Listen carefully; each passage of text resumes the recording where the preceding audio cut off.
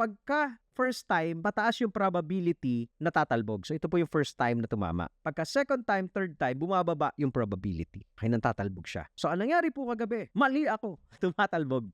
Tumama dito, tumatalbog. Probability pa rin, hindi na nga lang ganun kataas, pero andun pa rin. For me, in the immediate short term, chart po tinitignan natin, daily time frame po ito, so short-term holders. In the immediate short term, what I can see probably is a consolidation between these areas. Yan. Ginawan ko ng box. There's a possible consolidation between this area. This is 83 to 95,000. Dribble ulit muna tayo dito sa loob ng box na to. Until mag-decide si Bitcoin whether babasagin ba niya tong trend line na to, na pababa, at sasampa ulit siya dito sa trend line sa taas. Pag nangyari po yan, meaning to say, okay, balik ka na ulit dun sa loob ng box mo. Yung original mo na box. Or, ang second na pwede mangyari is, basagin niya na to. Maybe on the third attempt or the fourth attempt or the fifth attempt, basagin niya na itong yellow line natin and we go to 74, 73,000. I'm looking at 70 to 75 because of the volatility. Okay, pag binasag natin to, baba tayo dito. Dito nakakita tayo ng support ulit. So pag tumama po yan dyan, this is an SR flip area.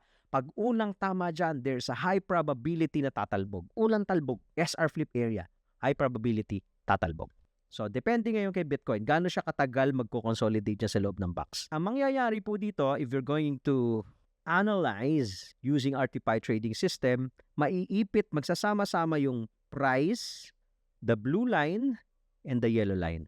So, usually, pag magsasama-sama po yan, you expect a consolidation and then a huge move either to the upside or to the downside. Malakas yung move nito to the upside kung upside man ha. Okay, kasi ganito mangyayari po nito after this consolidation. There's a possibility na, 'di ba, si price, si blue. Okay, si blue po kasi pababa yan.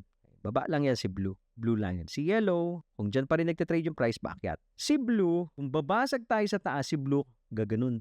Akyat ulit si yellow, paakyat. So meaning, hindi magkocross si blue. So usually, pagka ganyan po yung scenario, using RTPY trading system, malakas yung pump. Probably you're gonna see 100 ulit 105 ulit. Depende. At the short term, pwede mo makita yan. Kung hindi mag-cross yung blue dun sa yellow. But of course, kabaliktaran kung magko-cross. Kung mag-cross yung blue sa yellow, gonna see 74. So ngayon, if you are a short-term trader, yan po yung mga pagpaplanuhan ninyo. What are you going to do? Are you going to participate dito sa market na to? Suswing mo ba yan dyan sa loob ng box? 82 to 95 na swing? Or are you going to participate na lang dito sa bounce? 74, 70 to 75 sa bounce yan, dito lang ako bibili? Or are you going to do a buy on breakout? Pumasag yan, doon na lang ako bibili ulit. So, kailangan may plano. Pag walang plano, liquidation ang katapat. Nag-pump na naman, habol na naman. Eh, yung pala, nandito pala sa resistance, binuusan na naman. Medyo malawak tong range na to ha. Pwede tong iswing yung range na if you want to participate in the market. Follow for more T2 moves.